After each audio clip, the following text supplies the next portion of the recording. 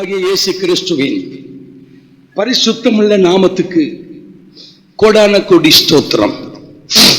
அல்லேலூயா. இந்த நாளிலும் எழுப்புதலை குறித்து அப்போஸ்தலர் நடவடிக்கைகள் புஸ்தகத்தில் இருந்து ஒரு சில காரியங்களை நாம் பார்க்க போகிறோம். எல்லாரும் எடுத்துக்கொள்வோமா? அப்போஸ்தலர் நடவடிக்கைகளின் புஸ்தகம். எழுப்புதல். எழுப்புதல்னா என்ன? எழுப்புதல்னா என்ன? செபிக்கிறோம். எழுப்புதல் வேணும்.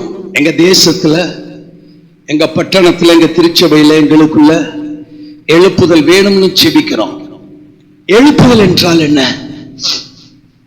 இந்த எழுப்புதல் எப்பொழுது நமக்கு வரும்? இந்த எழுப்புதல் அப்படின்னா என்ன? நான் சொல்லுகிற வசனங்களில் இருந்து நீங்களே புரிந்து கொள்ளலாம். எழுப்புதல் அப்படின்னு சொல்லுகிற பொழுது பரிசுத்த ஆவியானவருடைய பின்மாறி பலமான அபிஷேகம், பரிசுத்த ஆவியானவருடைய ஆளுகை, பரிசுத்த ஆவியானவருடைய கிரியைகள், அந்த அபிஷேகம் பெருகுகிற ஒரு சூழ்நிலை, பெருகுகிற காரியம்தான் இந்த எழுப்புதல். ஆவியானவருடைய ஆளுகைக்குள் அவருடைய அளவற்ற அவருடைய வல்லமை வெளிப்பட்டு அவருடைய அபிஷேகம் அதிகமாய் ஊற்றப்படுகிற ஒரு காரியம் தான் எழுப்புதல். இந்த எழுப்புதல் வேதத்துல எங்க ஆரம்பிச்சது அப்படின்னு பார்த்தோம் சொன்னா, அப்போஸ்தலர் நடவடிக்கைகளின் புஸ்தகம் 2வது அதிகாரத்தை எடுத்துக்கொள்வோம் என்று சொன்னால், அந்த 2வது அதிகாரத்துல 1-2 வசனங்களை வாசிக்கும் பொழுது, அந்த பெந்தெகோஸ்தே என்னும் நாள் வந்த போது அவர்கள் எல்லாரும் ஓரிடத்தில் ஒருமனப்பட்டு கூடி வந்தார்கள். அப்பொழுது பலத்த காற்று அடிக்கிற முழக்கம் போல வானத்தில் இருந்து சடிதியாய் ஒரு முழக்கம் உண்டாகி அவர்கள் உட்கார்ந்திருந்த வீடு முழுவதையும் நிரப்பிற்று. இதுதான் எழுப்புதல். முதல்ல எழுப்புதல் எங்க வந்துச்சுன்னு சொன்னா, ஆதி அப்போஸ்தலர்கள் கூடியிருந்த பொழுது. எப்படி கூடியிருந்த பொழுது? ஒருமனப்பட்டு கூடியிருந்த பொழுது பரிசுத்த ஆவியானவர் பலத்த வல்லமையாய் இறங்கினார். எழுப்புதல், முதல் எழுப்புதல் அங்குதான் உண்டாச்சு. அல்லேலூயா, அல்லேலூயா. பாருங்க, இந்த எழுப்புதல் அப்போஸ்தலர் நடவடிக்கைகள் 1வது அதிகாரம் 8வது வசனத்தை பார்க்கும் பொழுது, பரிசுத்த ஆவி உங்களிடத்தில் வரும்போது நீங்கள் பலனடைந்து எருசலேமிலும் யூதாவிலும் யூதேயா முழுவதிலும் சமாரியாவிலும் பூமியின் கடைசி பரியந்தமும் எனக்கு சாட்சிகளாய் இருப்பீர்கள். இந்த எழுப்புதலை குறித்து ஆண்டவர் முன்பே காரியத்தை சொல்லிவிட்டார். ஃபர்ஸ்ட் எருசலேம், யூதேயா, சமாரியா, உலகம் முழுவதும் இந்த எழுப்புதல் பரவி போகும். எழுப்புதல் எப்படி வந்தது? அவர்கள் எல்லாரும் ஒருமனப்பட்டு கூடி வந்தார்கள். ஒருமனப்பட்டு. எழுப்புதலுக்கு தேவையான அஸ்திபாரம் என்ன அப்படின்னா, எழுப்புதலுக்கு தேவையான ஒரு அடிப்படை காரியம் என்ன அப்படின்னா, ஒருமனம். ஒருமனப்பட்டா எழுப்புதல் வந்துரும். அதனாலதான் பிசாசு ஒருமனப்பட விடாம சபை விசுவாசிகளுக்கு இடையிலும், சில குடும்பங்களுக்குள்ளேயும், சில திருச்சபைகள், சில பட்டணங்கள்ல பாருங்க, ஊழியர்களுக்குள்ள ஒருமனப்பாடு இல்ல. ஊழியர்கள் ஒரு பட்டணத்துல ஒரு 50 ஊழியக்காரர்கள் இருந்தால், அந்த 50 பேர் ஒருமனப்பட்டால் அந்த பட்டணத்திற்கு கட்டாய எழுப்புதல் உண்டு. ஆனால் இந்த எழுப்புதலை தடை செய்யும்படி பிசாசு என்ன பண்றா? ஒருவரையும் ஒருமனப்பட விடாதபடி. அதனாலதான் பாத்தீங்கன்னா, ஒரு பட்டணத்துல ஒரு 10 பாஸ்டர் இருந்தா கூட 10 பேருடைய இருதயமும் ஒருமனப்படுவது இல்லை. ஒருமனப்படுவதில்லை. எழுப்புதலுக்கு தேவை ஒரு மனம். நம்ம நல்லா புரிஞ்சுக்கணும். ஊழியர்களுக்காக செபிக்கிறோம். ஊழியர்களுக்காக செபிக்கல நம்ம எப்படி செபிக்கிறோம்? ஆண்டவரே உங்களை வல்லமையா பயன்படுத்தும். இன்னொரு படி போன அவங்களுக்கு நல்ல சுகத்தை தாரும். அப்படியே செபம் பண்றோம். இன்னொரு காரியம் செபிக்கணும். எல்லா ஊழியர்களுக்குள்ளேயும் ஒரு மனம் வேண்டும். அல்லேலூயா. ஒரு மனப்பட்டுட்டாங்கன்னா போதும், அந்த பட்டணத்தில் எழுப்புதல் உண்டாகும். அல்லேலூயா, அல்லேலூயா. இந்த அதிகாரத்தில் வாசிக்கிறோம், ஒரு மனம். முதல்ல ஒருமனப்பட்டாங்க, ஆவியானவர் ஊற்றப்பட்டார். அதன் பிறகு அந்த எழுப்புதல் எருசலேமுக்குள் போனது, யூதேயாவுக்குள் போனது, சமாரியாவுக்குள் போனது, உலகமெங்கும். உலகமெங்கும். நம்ம இந்திய தேசத்துக்கு கூட யார் வந்தா? தோமா இல்லையா? முதல்ல அவங்க எல்லாம் இந்த எருசலேம்ல கூடி இருந்தாங்க. அதன் பிறகு இந்த எழுப்புதல். நான் அடுத்தடுத்த வசனங்களை காண்பிக்கிறேன். யூதேயாவுக்குள் போனது, சமாரியாவுக்குள் போனது. எல்லாரும் ஒரு பார்த்துக்க. ஒரு மனம் ஆரம்பத்தில் ஒரு மனப்பட்டு ஒரு இடத்துல கூடி வந்தார்கள். நம்ம முதல்ல ஒரு சொல்ல விரும்புகிற காரியம், நமக்கு தேவை ஒரு மனம். அல்லேலூயா. சபைக்குள்ள கர்த்தரை ஆராதிக்க வருகிற நாம், கர்த்தரை தொழுது கொள்ள வருகிற நாம் ஒருமனப்படணும். ஆராதனை செய்கிறவர்களோடு, ஜெபத்தை நடத்துகிறவர்களோடு ஒருமனப்பட்டு துதித்தால், ஸ்தோத்தரித்தால், செபித்தால் கர்த்தருடைய ஆவியானவர் அங்க ஒரு எழுப்புதலின் வல்லமையை கொடுப்பார். அல்லேலூயா. ஒருமனப்படலைன்னா அங்க பிசாசுக்கு இடம் கொடுக்கிறோம்னு அர்த்தம். ஒருமனப்படலைன்னா என்ன அர்த்தம்? பிசாசுக்கு. ஏன்னா ஒருமனப்பட்டா எழுப்புதல் வந்துடும். அதை தடுக்கத்தான் பிசாசு ஒருமனதை கெடுக்கிறான். ஒருமனதை கெடுக்கிறான். சபைக்கு வருகிறோம், ஆலயத்தில் ஆராதனை நடக்கும் பொழுதோ, ஜெபம் நடக்கும் பொழுதோ சில பேர் பாடி கண்ணை திறந்து வேடிக்கை பார்த்து கொண்டு இருப்பார்கள். அங்கிங்க ஒருமனத்தை பார்க்க முடியும். நம்ம எழுப்புதல் சொல்லுகிற பொழுது இன்னொரு காரியத்தை நம்ம புரிஞ்சுக்கணும். ஒரு தனிப்பட்ட மனிதனுக்குள் ஒரு எழுப்புதல், குடும்பத்திற்குள் எழுப்புதல், திருச்சபைக்குள் எழுப்புதல், பட்டணத்திற்குள்ள எழுப்புதல். இப்படித்தான் கர்த்தர் கொடுக்க விரும்புகிறார். முதலாவது ஒரு தனி மனிதனுக்குள், குடும்பத்திற்குள். அத்தனையும் வேதத்தில் ஆதாரம் உண்டு. தேவ பிள்ளைகளே, ஆராதனை நேரத்தில் கர்த்தருடைய ஆலயத்தில் ஏதோ வந்து போகிறவர்களை போல அல்லாமல், ஆலயத்திலே கர்த்தரை ஆராதிக்க, கர்த்தரை தொழுது கொள்ள, கர்த்தரிடத்திலே மன்றாடி செபிக்க நாம் ஒருமனப்பட்டு ஏக மனதும், ஏக யோசனையும், ஏக சிந்தையும் உள்ளவர்களாய் கர்த்தரை ஆராதிக்கும் பொழுது ஆவியானவர் அளவில்லாமல் நம்மை ஊற்றப்படுவார். அல்லேலூயா. சரி, கவனிங்க. ஒரு மனதை நம்ம காத்துக்கொள்ளணும். இரண்டாவது, சில இடங்களிலே சில விசுவாச பிள்ளைகள் ஆராதனைக்கு வருவாங்க. ஆனால் ஆராதனை செய்கிறவர்களோடு அவர்களுடைய இருதயம், ஊழியர்களோடு இருதயம் தொலைவில் இருக்கும். அப்படி இருந்தாலும் பிரயோஜனம் அல்ல. எழுப்புதலுக்கு அது தடை. எழுப்புதலுக்கு அது தடை. போகட்டும். எழுப்புதலுக்கு தேவையான ஒரு காரியம் ஒருமனப்பாட்டை காத்துக்கொள்வோம். ஆராதனை நடக்கும் பொழுது இங்கிருந்து வேற சிந்தை நமக்கு கூடாது, வேற நினைவுகள் கூடாது. வசனத்தை கேட்கும் பொழுதே வார்த்தைகளோடு நம்ம இருதயம், நினைவுகள், ஆத்துமா ஒன்றிச்சு போகணும். வார்த்தைகள் பல்விடத்திலிருந்து வருகிற பொழுது நம்ம சிந்தனை வேற பக்கத்து போனா இந்த கேட்கிற வார்த்தைகள் நமக்கு பிரயோஜனப்படாது, எழுப்புதலையும் கொடுக்காது. சரி, இந்த எழுப்புதல் அப்போஸ்தலர் நடபடிகள் 2வது அதிகாரம் 1-2 வசனங்கள். இதன்படிதான் முதலாவது எழுப்புதல் எருசலேமிலே உண்டானது. அப்ப இந்த எழுப்புதல் வந்தால் என்ன நடக்கும்? எழுப்புதல் வந்தால் என்ன நடக்கும்? வேதத்துல நம்ம வாசிச்சு பார்க்கும் பொழுது இந்த 2வது அதிகாரத்திலே நான் சில வசனங்களை காண்பிக்க விரும்புகிறேன். பரிசுத்த ஆவியானவர் அப்போஸ்தலர்களுக்குள்ளே அளவில்லாமல் ஊற்றப்பட்டார். இந்த அப்போஸ்தலர்கள், சீசர்கள் மேல் வீட்டறையிலே இயேசு சுவாமியை சிலுவையில் அறைந்த பிறகு யூதர்களுக்கு பயந்து, பிரதான ஆசாரியர்களுக்கு பயந்து, அவர்கள் கூடியிருந்த பொழுது கர்த்தர் அவர்கள் நடுவிலே வந்து உங்களுக்கு சமாதானம் சொல்லி வாழ்க்கையால் திடப்படுத்தினார். அதே போல உங்கள் கூடியிருந்த பொழுது கர்த்தர் சொன்னார், எருசலேமை விட்டு எங்கேயும் போகாதீங்கன்னு சொன்னார்.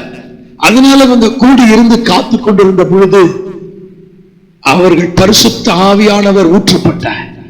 அதுக்கு முன்னாடி எல்லாம் உங்களுக்குள்ள பயம், யூதர்களை குறித்த பயம், பிரதான ஆசாரியர்களை குறித்த பயம், இயேசுவையே சிலுவையில் அறைந்து அவரை கொன்ற பிறகு இவங்களுக்கு பயம் இருக்குமா இருக்காதா? அவரோடு இருந்தவர்களுக்கு எவ்வளவு பயம் இருந்திருக்கும். ஆவியானவர் ஊற்றப்பட்ட பிறகு அவர்களுக்குள் தைரியம் வந்தது.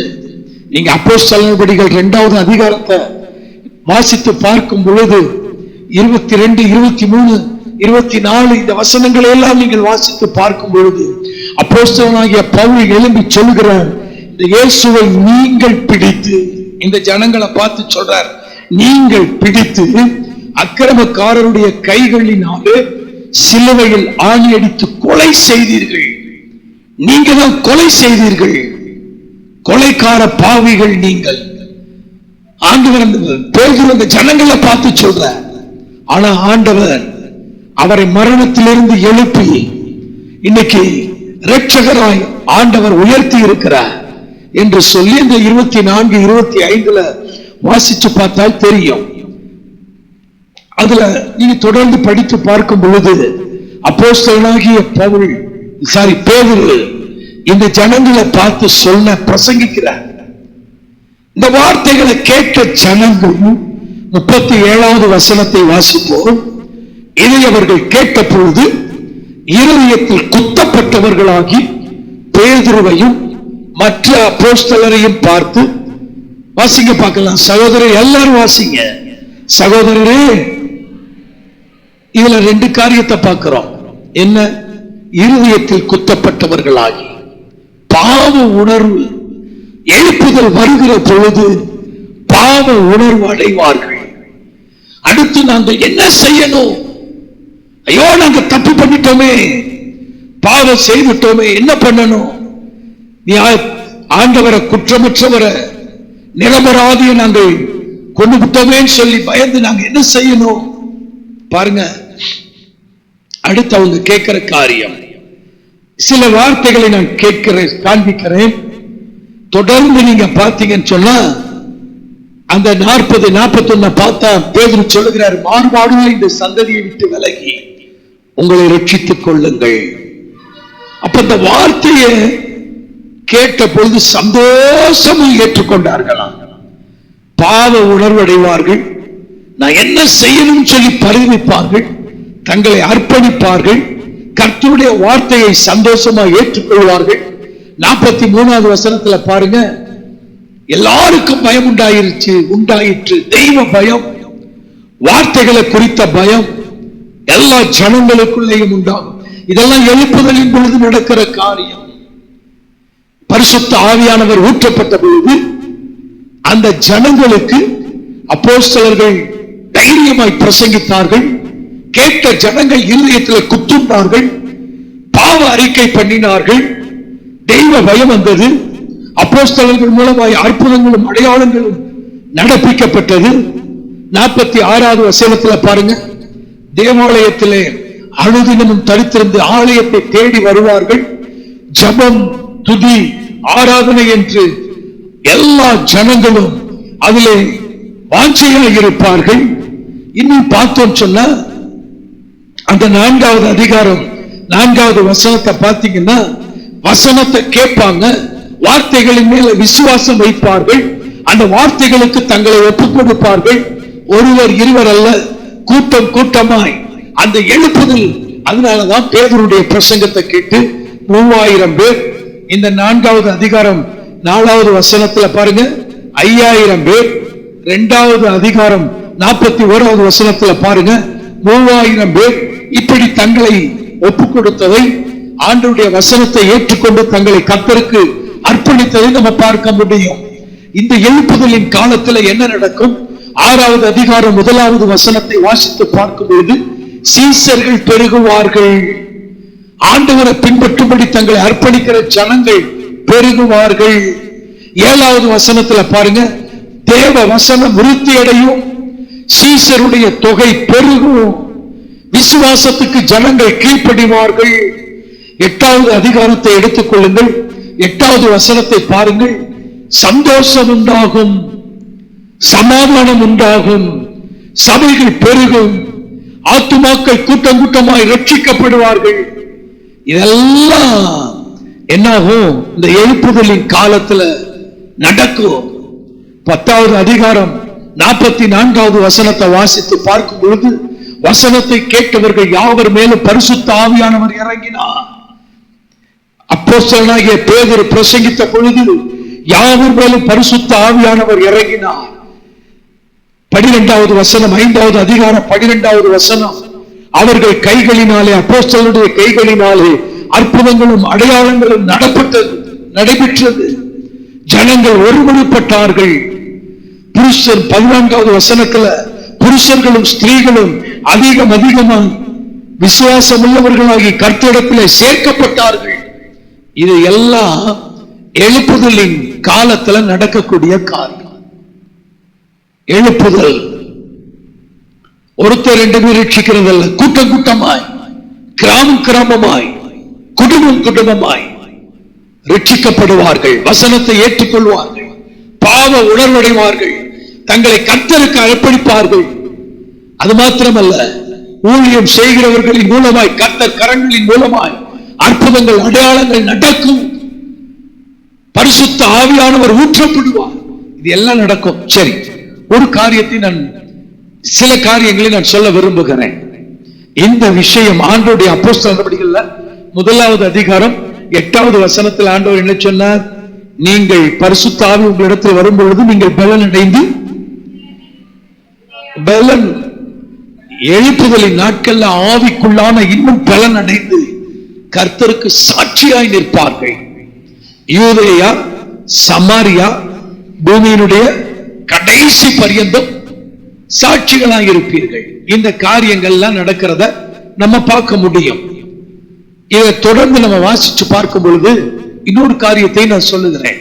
ஒரு தனிப்பட்ட மனிதனுக்குள் எழுப்புதல், ஒரு குடும்பத்திற்குள் எழுப்புதல், ஒரு திருச்சபைக்குள்ள எழுப்புதல், பட்டணத்திற்குள்ள, கிராமங்களுக்குள்ள, நகரங்களுக்குள்ள எழுப்புதல் உண்டாகும். தனிப்பட்ட மனிதனுக்குள்ள எப்படி எழுப்புதல் வந்தது? நீங்க வேணால் வாசிச்சு பார்க்கலாம். 6வது அதிகாரத்துல எடுத்துக்கொள்வோமே. நான் 1-2 காரியங்களை காண்பிக்கிறேன். அந்த முதல் வசனத்துல பார்க்கும் பொழுது, சீசர்கள் பெருகின போது கிரேக்கரானவர்கள் தங்கள் விதவைகள் அன்றாட விசாரணைகள் திட்டமாய் விசாரிக்கப்படவில்லை என்று எபிரேயருக்கு விரோதமாய் இன்னொரு காரியம் இருக்கு. எழுப்புதலின் நாட்கள்ல ஒரு பக்கத்து ஆவியானவருடைய பலத்த கிரியை நடக்கும். பிசாசு என்ன செய்வான்? அவனுடைய சில பேர்களை வைத்து இந்த முறுமுறுப்பு காணப்படும். முறுமுறுப்பு யாருக்கு விரோதமாய்? அப்போஸ்தலர்களுக்கு, கர்த்தருக்கு ஊழியம் செய்கிறவர்களுக்கு விரோதமாய் முறுமுறுப்பு நடக்கும். 6வது அதிகாரம் 13வது வசனத்தை பாருங்கள். தூசண வார்த்தைகள் கேட்கப்படும். தூசண வார்த்தைகளை பேசி மனமடிய பண்ணுவார்கள். ஊழியர்களுக்கு விரோதமாய் மனமடிய பண்ணுவார்கள். பொய் சாட்சிகளை நிறுத்தி குற்றப்படுத்துவார்கள். இப்படியெல்லாம் நடந்தாலும் எந்த தேவ பிள்ளையும், ஒரு மனுஷனுக்குள்ள ஒரு எழுப்புதல் வந்துருச்சுன்னா, யார் என்ன தூசணம் சொன்னாலும், குற்றப்படுத்தினாலும், பொய் சாட்சி சொல்லி இல்லாதது பொல்லாதது சொன்னாலும் எதை குறித்தும் பயப்பட மாட்டார்கள். கர்த்தருக்குள் மகிழ்ச்சியாக இருப்பார்கள். அதற்கு சாட்சி இந்த ஸ்தேவானுடைய காரியம். 6வது அதிகாரத்தை நீங்கள் வாசித்து பாருங்கள். அந்த அதிகாரத்தின் கடைசி வார்த்தை சொல்லுகிறது, ஆலோசனை சங்கத்தில் உட்கார்ந்திருந்த அனைவரும் அவன் மேல் கண்ணோக்கமாக இருந்து அவன் முகம் தேவதூதன் முகம் போல் இருக்க கண்டார்கள். ஒரு பக்கத்து தூஷணம், ஒரு பக்கத்து குற்றச்சாட்டு, ஒரு பக்கத்து இவனை கல்லறிஞ்சு கொல்லணும்னு யூதர்கள் அவனை நியாய சக்கரத்துக்கு முன்பாக கொண்டு வந்து நிறுத்துகிறார்கள். அதை குறித்து கவலைப்படல. காரணம் என்ன? அவனுக்குள் ஊற்றப்பட்ட அந்த எழுப்புதலின் ஆவி, எழுப்புதலின் அபிஷேகம், எழுப்புதலின் அக்கினி அவனை தைரியமாய் மன மகிழ்ச்சியாய் சந்தோஷமாய் நிற்க பண்ணினது. அல்லேலூயா, அல்லேலூயா. நீங்க இன்னும் பாத்தீங்கன்னு சொன்னா அப்போஸ்தலனாகிய பவுல் 9வது அதிகாரத்தில் நம்ம வாசிச்சு பார்க்கிறோம். ஆண்டவர் அவனை சந்திச்சார் இல்லையா? இப்படிப்பட்டவர்களை சிறைப்பிடித்தவர்களை ஒடுக்கணும் நினைச்சு கடந்து போன பொழுது கர்த்தர் அவனை சந்தித்தார். ஆண்டவர் அவனோடு பேசினார். முள்ளை உதைக்கிறது கடினமா? ஆண்டவரே, நீர் யார்? நீ உதைக்கிற இயேசுதான், நீ துன்பப்படுத்துகிற இயேசு நானே. ஆண்டவரே, நான் என்ன செய்ய சித்தமா இருக்கிறேன்? எழும்பு, தமஸ்குவுக்கு போ. அவன் செய்கிற காரியம் என்ன? உனக்கு அங்க கண் பார்வை தெரியல. தமஸ்குவுக்கு போ சொல்றாரு. தமஸ்குவுக்கு போறான். கர்த்தர் அங்க அனனியாவை ஆயத்தப்படுத்தி வைத்திருக்கிறார். அனனியா என்ன பண்றான்? அனனியாவை ஆண்டவர் அனுப்புறார். இவனுக்குள்ள இந்த எழுப்புதல் ஆண்டவர் இவனை சந்திக்கிறார். அவன் என்ன செய்யறான்? அடுத்து பாத்தீங்கன்னு சொன்னா ஜெபம் பண்ணுகிறான். 11வது வசனத்துல கடைசி வார்த்தையை பாத்தீங்கன்னா ஆண்டவரே சொல்றாரு, அவன் ஜெபம் பண்ணுகிறான். போ, அவனுக்குள்ள நான் ஒரு எழுப்புதலை கட்டளையிடுவேன். ராஜாக்களுக்கு முன்பாக நின்று என்னை குறித்து சாட்சி கொடுக்க, எனக்காக அநேக பாடுகளை படுவதற்கு நான் அவனை தெரிந்து கொண்டேன் போன்னு சொல்ற. அனனியா வர்றார், தலைமையில கைய வைக்கிறார். ஆவியானவர் அவனை நிரப்புகிறார். பாருங்க 17வது வசனத்துல, சகோதரனாகிய சவுலே, நீ வந்த வழியில உனக்கு தரிசனமான இயேசுவாகிய கர்த்தர் நீ பார்வை அடையும்படிக்கும் பரிசுத்த ஆவியினாலே நிரப்பும்படிக்கும் என்னை அனுப்பினார். ஆவியானவர் அவனை நிரப்பினார். ஒரு எழுப்புதல் வந்தது. சபைகளை பாழாக்கினவன் சபைகளை கட்டுகிற மனிதனாய் மாறி போனான். ஒரு தனிப்பட்ட மனிதனுக்குள் எழுப்புதல் வந்தது. இன்னும் நீங்க அப்போஸ்தலர் நடவடிக்கைகள் 10வது அதிகாரத்தை பாருங்க. கொர்நேலியு என்கிற ஒரு மனுஷன், அவன் எப்பொழுதும் தேவனை நோக்கி ஜெபம் பண்ணி கொண்டிருக்கிற மனுஷன் என்று 10வது அதிகாரம் 2வது வசனம் சொல்லுகிறது. தேவனுக்கு பயந்தவன், தான தர்மங்களை செய்தவன், தேவ பக்தி உள்ளவன். அந்த குடும்பமே தேவனுக்கு பயந்த குடும்பமாக இருந்தது. வசனம் அந்த குடும்பத்தை குறித்து சொல்றத பாத்தீங்களா? 2வது வசனத்துல பக்தியுள்ள குடும்பம்னு சொல்லப்படுறதை விட தேவனுக்கு பயந்த குடும்பம்னு நம்மளை பத்தி சொல்றதுதான். அதுவும் பரலோகம் நம்மளை குறிச்சு சாட்சி சொன்னா அதை விட பாக்கியம் வேற ஒன்றும் இல்லை. அல்லேலூயா. இந்த வசனத்துல பாருங்க, தேவ பக்தி உள்ளவனும் தன் வீட்டார் அனைவரோடும் தேவனுக்கு பயந்தவனுமாக இருந்து அந்த குடும்பத்துக்குள்ள கர்த்தர் பேதுருவை அனுப்புகிறார். நடக்கிற காரியம் என்ன பாருங்களேன். 44வது வசனத்தை பாருங்க. அவன் இயேசுவை குறித்து பிரசங்கிக்கிறான். நடக்கிற விஷயம், இந்த வார்த்தைகளை பேதுரு பேசிக் கொண்டிருக்கையில் வசனத்தை கேட்டவர்கள் யாவர் மேலும் பரிசுத்த ஆவியானவர் இறங்கினார். அந்த குடும்பத்துக்குள்ள ஒரு எழுப்புதல் வந்தது. தேவனுடைய பிள்ளையே, எழுப்புதல் சொன்னா எங்கோ தேசத்தின் ஒரு மூலையில, ஒரு பட்டணத்துல, கிராமத்துல, நகரத்துல மாத்திரமல்ல, நமக்குள்ள ஒரு எழுப்புதல் வருமேயானால் நாம் கர்த்தருக்கு சாட்சியாய், மரணமே ஆனாலும் கர்த்தருக்கு சாட்சியாய் நிற்போம். கர்த்தருக்காக வெகுவாய் பிரயாசப்படுவோம். அப்போஸ்தலனாகிய பவுல் தான் கர்த்தருக்காக பட்ட பாடுகளை குறித்து சொன்னது. அது சொன்ன பொழுது பாருங்க, இதெல்லாம் எதனால? அவனுடைய சரீரத்தில் பலன் இருந்தது என்பதனால. அவன் பலவீனப்பட்டவன் என்பதை வேதத்தில் வாசிக்கிறோம். ஆனால் அவனுக்குள் ஊற்றப்பட்ட அபிஷேகம், அந்த எழுப்புதல் ஆவியில் அவனை பலப்படுத்தினது. நிர்வாணமும் நாச மோசமும் பசியும் பட்டயமும் எதுவும் அவனை சேதப்படுத்த முடியல. கிறிஸ்துவனுடைய அன்பை விட்டு என்னை பிரிக்க முடியல தைரியமாய் சொன்னார். அது மாத்திரமல்ல, இந்த கட்டுகள் தவிர எல்லாரும் நான் கிறிஸ்துவை பின்பற்றுகிறது போல எல்லாரும் நீங்க இயேசுவை என்னை பின்பற்ற வேண்டும். இயேசுவை பின்பற்றுங்கன்னு சொன்னால் பரவாயில்ல, என்னை பின்பற்றுங்கள். நான் இயேசுவை எப்படி பின்பற்றுகிறேனோ அந்த மாதிரி இயேசுவை பின்பற்றுகிறதுக்கு என்னை பின்பற்றுங்கள் என்று சொன்னார். அந்த அளவுக்கு அவனை தீவிரமாய் மாற்றினது அவனுக்குள் போடப்பட்ட அந்த அவனுக்கு வந்த எழுப்புதல், ஊற்றப்பட்ட அபிஷேகம். அப்படிப்பட்ட அபிஷேகத்தை நம்ம வாஞ்சிக்க வேண்டும். ஒரு தனிப்பட்ட மனிதனுக்குள், இந்த கொர்நேலியு குடும்பத்திற்குள்ள ஒரு எழுப்புதலின் ஆவி, அந்த குடும்பத்துக்குள்ள பேதுரு கர்த்தருடைய வார்த்தைகளை பிரசங்கித்த பொழுது வசனத்தை கேட்டவர்கள் அவன், அவன் வீட்டார், அவனுடைய உறவினர்கள், பந்த ஜனங்கள் எல்லாரும் கூடி இருக்கிறார்கள். அந்த 44வது வசனங்கள் என்ன சொல்கிறது? வசனத்தை கேட்டவர்களில் ஒரு சிலர் மேல், அப்படியா இருக்கு, யாவர் மேலும் பரிசுத்த ஆவியானவர் இறங்கினார். இதுதாங்க எழுப்புதல்.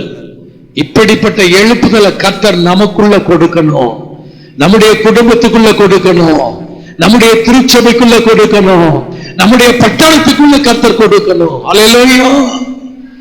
ஒரு வசனத்தை கூட நான் வாசிக்கிறேன், ஒரு காரியத்தை சொல்ல விரும்புகிறேன்.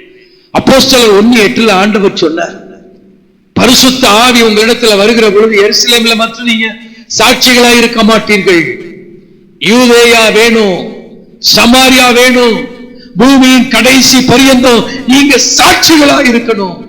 இதுக்காகவே எனக்குள்ள உங்க அபிஷேகத்தை, இது உங்களுக்குள்ள என்னுடைய அபிஷேகத்தை, எழுப்புதலை கட்டளையிடுங்கன்னு சொல்லி அனுப்புன. பாருங்க, ஏற்கனவே இயேசுவை கொலை செய்ததினால் அவர்களுக்குள் இருந்த பயம், கூடி அறைக்குள் கதவை தாளிட்டுக் கொண்டு இருந்தவர்கள் பரிசுத்த ஆவியானவர் வந்த எருசலேமுக்குள் தங்களை வெளிப்படுத்தினார்கள். இப்படிப்பட்ட காலகட்டத்தில்தான் சவுல்கிற வாலிபன் எழும்பி என்ன செய்கிறார்? இப்படிப்பட்ட மார்க்கத்தாரை கொலை செய்யும் பொருட்டு கொண்டு போகிறார், சிறைப்பிடிக்கிறார். அப்ப நடக்கிற விஷயத்தை பாருங்களேன். அந்த அப்போஸ்தலர் நடவடிக்கைகள் 8வது அதிகாரத்தை எடுங்க பார்க்கலாம். முதல் வசனம், அவனை கொலை செய்கிறதற்கு சவுலும் சம்மதித்திருந்தான். அக்காலத்திலே எருசலேமில் உள்ள சபைக்கு முகிந்த துன்பம். 8வது வசனத்தை படிங்க. அந்த பட்டணத்திலே மிகுந்த ஆவியானவரான சந்தோஷம் வரும். பிசாசு துன்பத்தை கொண்டு வருவான், ஆனாலும் அது நடுவிலே கர்த்தர் தம்முடைய பிள்ளைகள் அந்த எழுப்புதல் யாவரையும் மகிழ்ச்சி உள்ளவர்களாய், சமாதானம் உள்ளவர்களாய், யாரையும் துக்கப்படுத்தாது, சந்தோஷப்பட வைக்கும். அல்லேலூயா. இதுல பாருங்களேன், என்ன நான் சொல்ல வருகிற காரியம், அப்போஸ்தலர் தவிர மற்ற யாவரும் யூதேயா சமாரியா தேசங்களில் சிறைப்பட்டு போனார்கள். எழுப்புதலின் நடுவிலே ஒரு துன்பம். ஏன் இதை கர்த்தர் அனுமதிக்கிறார்? நீங்கள் எருசலேமில் மட்டும் சாட்சிகளாக இருக்கக்கூடாது, இவங்க எல்லாம் இங்க போதும் இருக்கிறாங்க. புறஜாதிகளுக்கு சுவிசேஷத்தை அறிவிக்கணுங்கிற அந்த உணர்வு அவர்களுக்கு முதல்ல வரல. யூதர்கள் ரட்சிக்கப்பட்டால் போதும் என்கிற நிலையில இருந்தாங்க. நடந்த காரியம், துன்பத்தை அனுமதித்தார். அப்போஸ்தலர்கள் தவிர எல்லாரும் சிதறடிக்கப்பட்டு போனார்கள். பிலிப்பு என்பவனுக்குள் வந்த எழுப்புதல், நீங்க இந்த 8வது அதிகாரத்துல வாசிச்சு பார்க்கலாம். பிலிப்பு தனிப்பட்ட மனிதனுக்குள் வந்த எழுப்புதல் எவ்வளவாய் கிரியை செய்தது என்பதை நாம் வாசிக்க முடியும். அதுல நம்ம பார்த்தோம் சொன்னா, எல்லாரும் சிறைப்பட்டு பிரிஞ்சு போறாங்க. பிரிஞ்சு போன உடனே பாத்தீங்கன்னா பிலிப்பு என்பவன் சமாரியாவுக்கு போகிறான், அங்கே சுவிசேஷத்தை அறிவிக்கிறான். 14வது வசனத்துல பாத்தீங்கன்னா சமாரியர் தேவ வசனத்தை ஏற்றுக்கொள்ளுகிறார்கள். 25வது வசனத்துல பாருங்க, கர்த்தருடைய வசனத்தை சாட்சியாய் அறிவித்த பின்பு சமாரியருடைய அநேக கிராமங்களில் சுவிசேஷத்தை அறிவித்தார்கள். கிராமங்களுக்குள் சுவிசேஷம் அறிவிக்கப்பட்டது, ஒரு திறந்த வாசல் உண்டானது, அநேக திருச்சபைகள் எழும்பினது. அதற்கு ஆதாரமாய் ஒரு வசனத்தை வாசிக்க விரும்புகிறேன். 9வது அதிகாரம் 31வது வசனத்தை படிச்சு பாருங்க. யூதேயா, கலிலேயா, சமாரியா நாடுகளில் எங்கும் சபைகள் சமாதானம் பெற்று பக்தி விருத்தி அடைந்து கர்த்தருக்கு பயப்படுகிற பயத்தோடும் பரிசுத்த ஆவியின் ஆறுதலோடும் நடந்து பெருகின. சமாரியாவில, எருசலேமில மட்டுமல்ல, சமாரியாவில சபை உண்டாயிற்று, யூதேயாவில சபைகள் உண்டாயிற்று.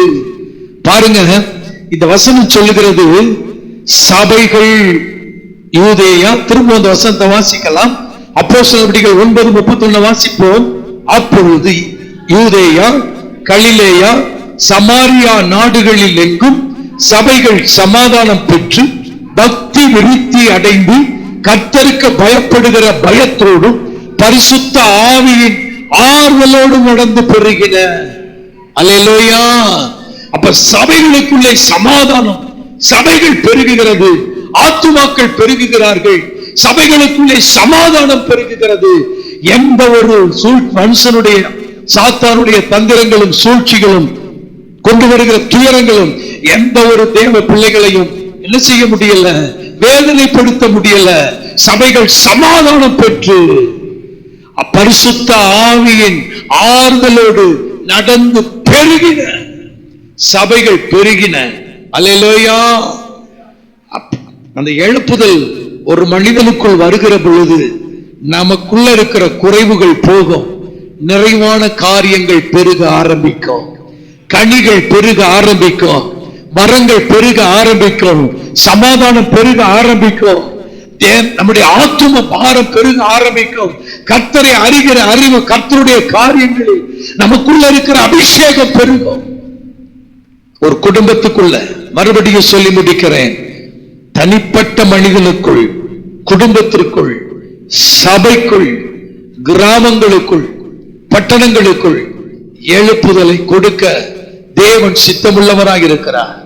முதலாவது எழுப்புதல் ஆதி அப்போஸ்தலர் நடவடிக்கைகள்ல முதல் 2வது அதிகாரத்தில் வாசிக்கிறபடி கூடி 120 பேர் கூடியிருந்த இடத்துல ஒரு எழுப்புதல் உண்டானது. உண்மையானால் நம்ம கூடி வருகிற பொழுது ஆண்டவர் அதே போல அதற்கு மேலாக தம்முடைய பரிசுத்த ஆவியின் வல்லமையை ஊற்றி நம்ம ஒவ்வொருவரையும் எழுப்ப வல்லமை உள்ளவராக இருக்கிறார். அதுக்கு தேவை அஸ்திபாரம், ஒரு மனம். எந்த பாடுகள் பட்டாலும் ஒரு மனதை காத்துக் கொள்ள வேண்டும். ஒரு மனம். சபையில சகோதரர்களோடு, தேவ பிள்ளைகளோடு ஒரு மனதை காத்துக் கொள்ள வேண்டும். விட்டு கொடுக்க வேண்டும். விட்டு கொடுத்தாலாகிலும் நஷ்டமே ஆனாலும் விட்டு கொடுத்து ஒரு மனதை காத்துக் கொள்வோமே. ஆனால் வேதத்துல நீங்க 8வது அதிகாரத்துல வாசிக்கிறபடி சமாரியா தேசத்துக்குள்ள புறப்பட்டு போன பிலிப்பு பாருங்க, ஒரு தனிப்பட்ட மனிதர்கள், பிலிப்பு, ஸ்தோவான், சவுல், இப்படி பவுல், இப்படிப்பட்ட மனிதர்களுக்குள்ள எழுப்புதல் வந்தது போல நமக்குள்ள எழுப்புதல் வரும். கொர்நேலியின் வீட்டுக்குள்ள எழுப்புதல் வந்தது போல நம்ம வீட்டுக்குள்ளேயே எழுப்புதல் வரும். சபைகளுக்குள்ள சமாதானம், பக்தி விருத்தி. பாருங்களேன், கர்த்தருக்கு பயப்படுகிற பயம், பரிசுத்த ஆவியினுடைய ஆறுதல், விசுவாசிகளுடைய திரட்சி, சீசர்களுடைய பெருக்கம், இதுகள் எல்லாம் சபைகளுக்குள்ள வரும். பட்டணங்களுக்குள்ள இன்னும் பார்த்தோம்னு சொன்னா நிறைய காரியங்கள் இருக்கிறது. மந்திரவாதிகள் தங்களுடைய மந்திரங்களை எல்லாம் கொண்டாந்து ஓலைச்சுவடிகளை எரித்தார்கள். அல்லேலூயா. பட்டணங்கள்ல விக்கிரகங்களுடைய பெயர்கள் மறக்கப்பட்டு போகும். இப்படிப்பட்ட எழுப்புதல் நம்முடைய தேசத்துக்கு அவசியம் தானே? எத்தனை பேர் வாஞ்சிக்கிறீங்க? எத்தனை பேர் வாஞ்சிக்கிறோம்? அப்படியே கரங்களை உயர்த்தி அப்படியே எழும்பி நின்று